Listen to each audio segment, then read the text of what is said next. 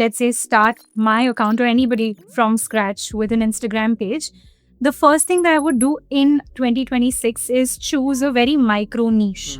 For example, a lot of people choose fashion, they choose lifestyle, or they choose something that's already been done so many times that everybody is doing the same thing. Right. I would very ruthlessly experiment and post, because Instagram is about quality but also about quantity. So it's like you're just increasing the probability of how good your growth could be. Content creation is not a hobby or a passion or something you do to pass your time. It's now called as the orange economy of India, right? And it's one of the building GDP factors. And the fact that, the government recognizes that is the biggest validation that you need for this as a career. If you just master a couple of tools that I mentioned, you're better than 99% of the people. Like, let's say if you are a video editor, then Hicksfield, Kling, VO3, these are the tools you want to learn. AI is not wrong about what it says. It's like AI is biased to what you are saying. It's not a neutral machine. Namaste and welcome to Global Desi Podcast. To celebrate the incredible journey of the 30 million global Indians settled outside India, we're here to shine a light on the extraordinary stories of people from all walks of life. Hi, Tanisha. Welcome to Global DC Podcast. Thanks you for joining.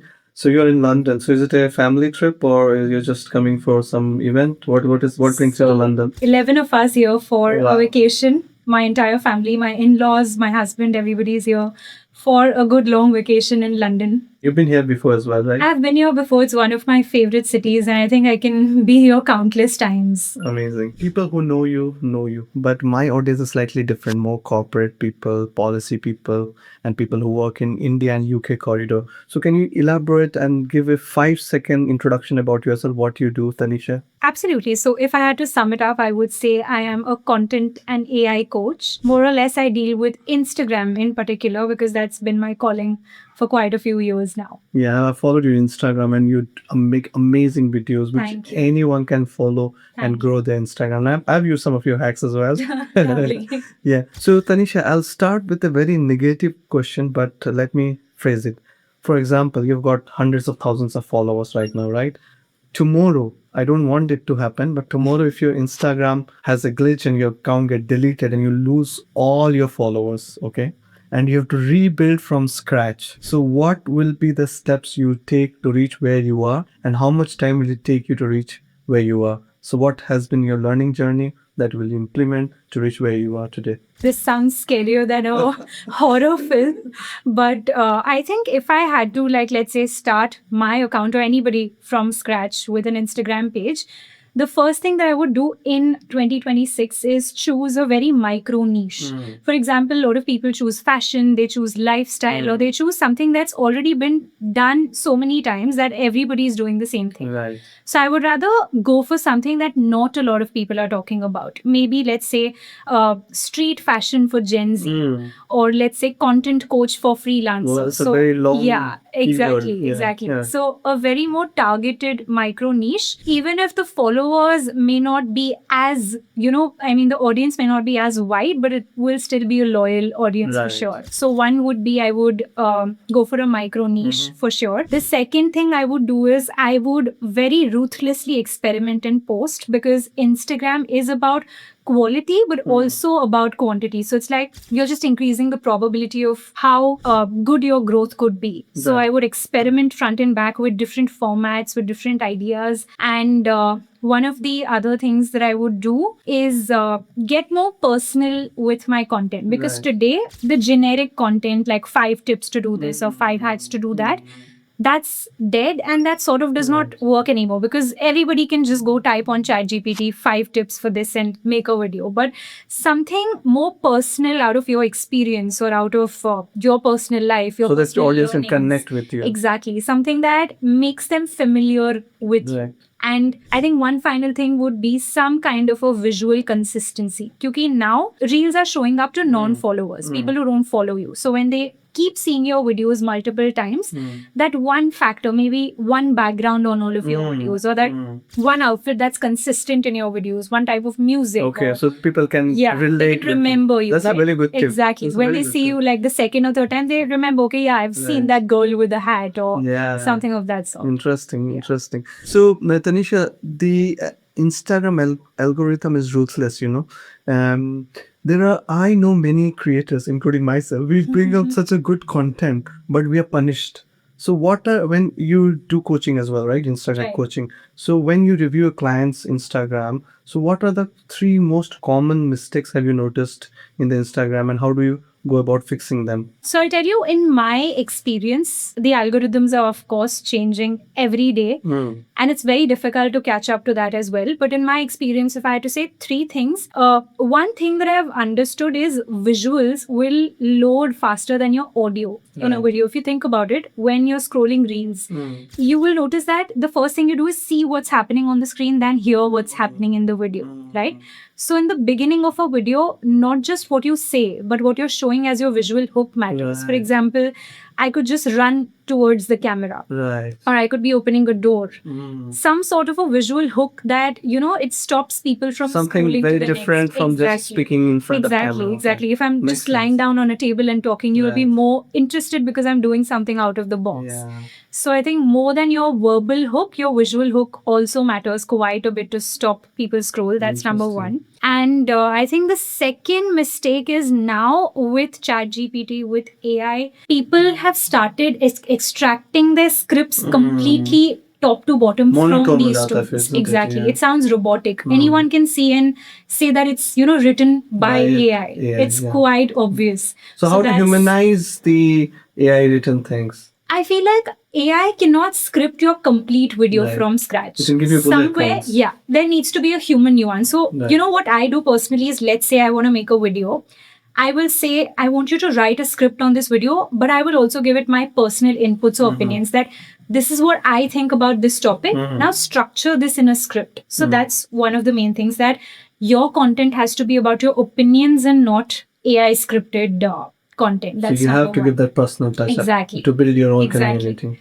And one more thing is that now I feel on Instagram, overly polished content does not work. It's back in a full circle. It's about Right. raw content. So the more you are speaking like yourself. So can we say more authentic? Exactly. Right. More authentic, the more you speak like yourself, the Right. more you are sounding like a real human talking to another friend or a family or a peer. That will always outperform content that's, sitting like a robot in front of the camera and talking. That's really important. So you're a very clever girl. So how did you learn about all of this thing? Can you tell us, like, how did you teach yourself about? You've got a lot of followers who have learned and implemented your ideas, and you do coaching as well. So how did you start your journey? Take us back to the moment where you thought that, oh, this is my calling. I can do Instagram and I can teach people. I can make a business out of it. So when did that moment came in your life? I love this question every time I'm doing a podcast or an event. So it all started for me with a job as a social media executive. And that was my starting point. I give it all the credit for where I am today.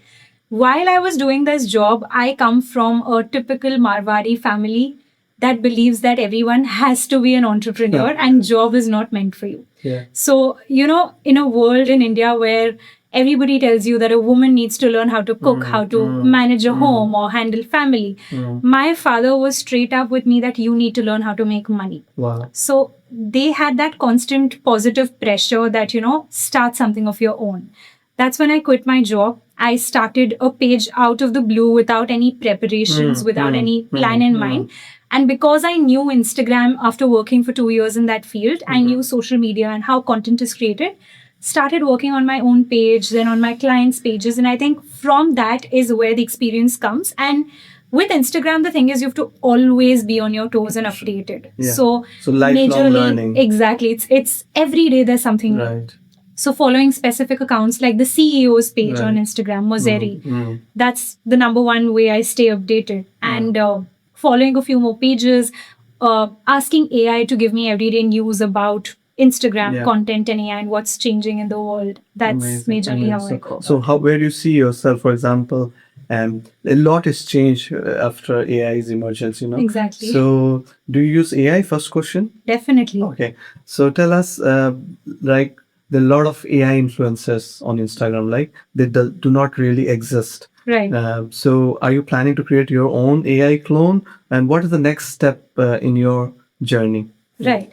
So I'm definitely not going to create a AI influencer, but my AI clone exists currently. Oh, So good. a lot of the videos on my page, like let's say there's a 30-day hack series that I'm doing, Right. all of those videos is not me. It's AI. Wow, Yeah. that's some news. So yes. So I use tools like HeyGen to create my own digital twin. And Right. whenever I'm not available to shoot or I'm not in the mood to record my videos, I just put up my voiceover with my avatar on HeyGen and get my videos for that month. So, earlier I had a habit of shooting reels once a month, and now it's gotten down Batch to once shooting. Okay. now it's down to once in 4 months. Wow. Because of AI Yeah. doing the job for me. So Amazing.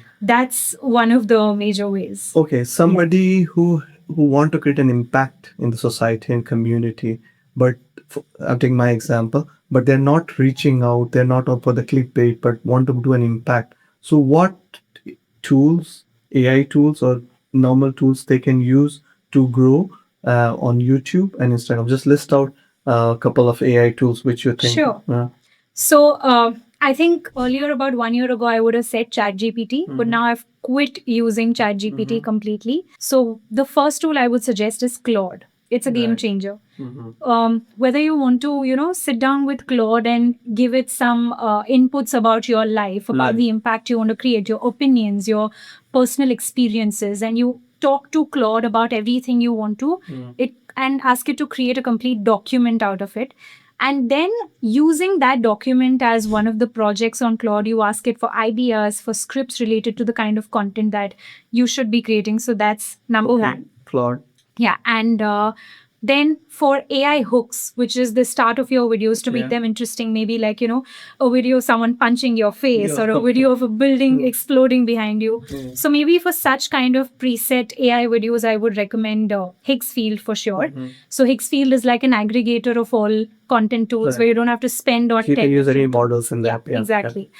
And then for the AI twin that I was talking about, HeyGen. there's HeyGen and 11 Labs, That's which for the is voiceover. for the voice cloning. So these two tools are a must have. So note down these tools. So Yeah. HeyGen, 11 Labs. Yes. What was the other? Higgsfield and Claude. Higgsfield, okay. Yes. And yeah.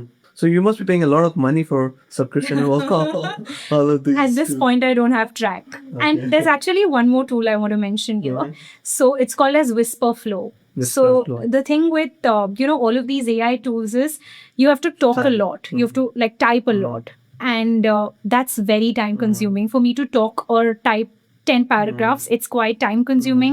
Sometimes it does not really get what you're saying as well. So there's a tool called Whisper Flow, which if you can download on your desktop or your phone, and you just like click on one of the tab buttons, you speak and it accurately, transcribes your text. What if somebody has an Indian accent or a Polish accent? That Okay. works. Amazing. Yeah. So I should give it a try. Yes. Two more questions before we wrap up. One question is what my mother, she being from different era, she thinks there's lots of vulgarity in social media, whether it's Instagram, and it not just kind of soft pornography, or you can say a lot of scams as well, where people reach out to you that I'll give you a job and then they ask you for money. So how to protect younger generation? What do you think as an individual we can do, and what government, whether it's an UK government or Indian government, can do to bring those legislation where the young generation can be protected from these nuances of the social media?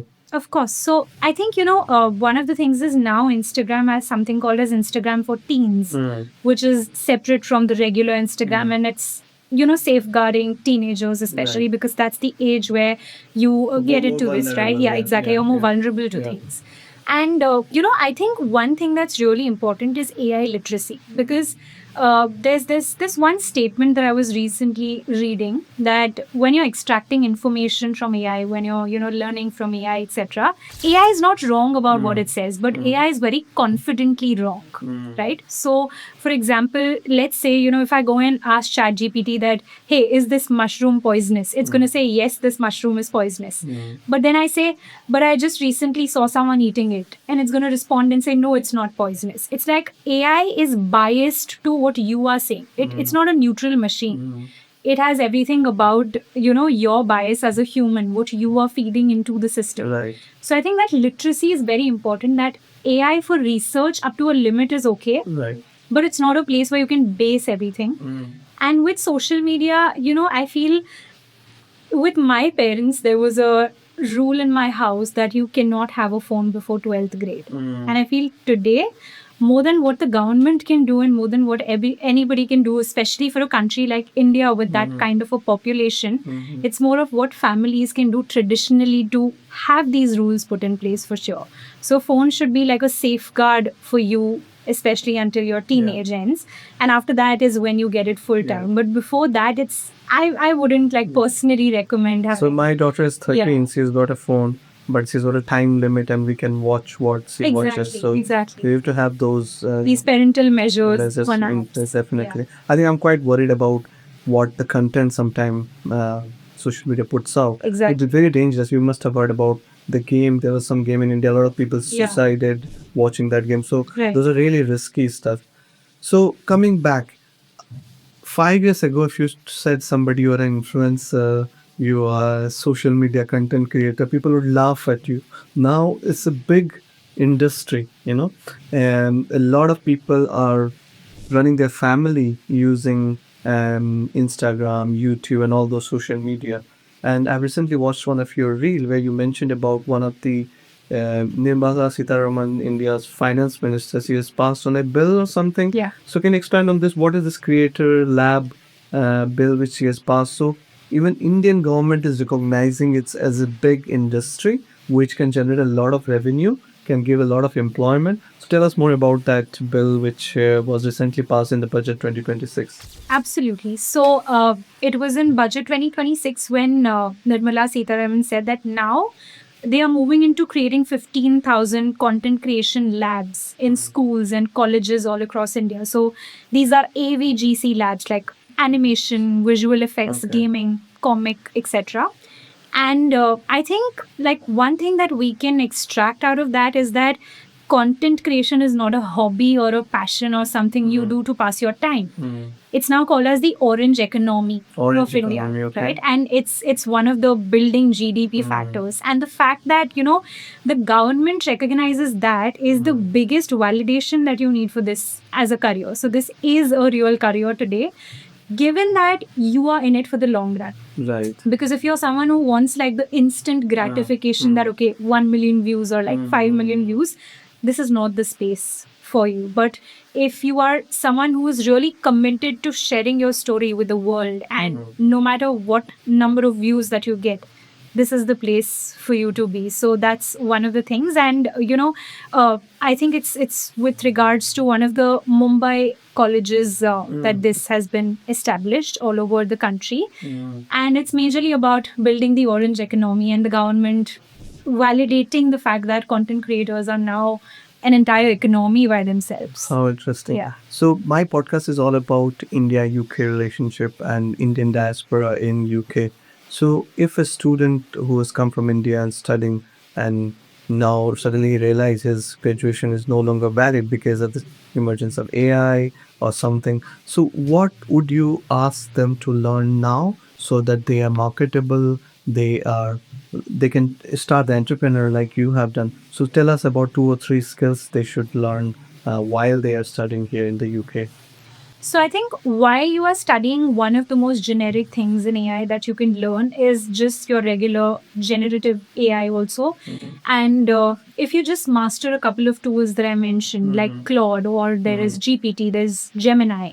If you just master a bunch of these tools, you're better than 99% of the people who are one chapter behind. Because take any industry, these are the major tools which are used. So I think for every use case, there is a different skill set. Like, let's say if you are a video editor, or if you want to become someone who's in the visual side of things, then Hicksfield, Kling, VO3, these are the tools you want to learn. If you're someone who's more into the research or data, or who's into writing, then I know think your skill, and based on that exactly. you And can based learn. on that, you Right. decide which tools you want to move forward into learning. Amazing. And if my audience want to reach out to you, we'll post your Instagram link here. So, Yeah. I'm part of INSA, International Student Association, which has around 100,000 students and largest grassroots Indian students. So hope that it reaches to all the students and they upgrade themselves to be, marketable in the new economy. Definitely. So quickly, for some quick fire questions with you. This is the part I'm scared of. Yeah. If you're not on Instagram, what other platform would you use? YouTube for sure. Okay. Which platform would you use for personal branding? Instagram any day today. And if not Instagram, then LinkedIn. Okay.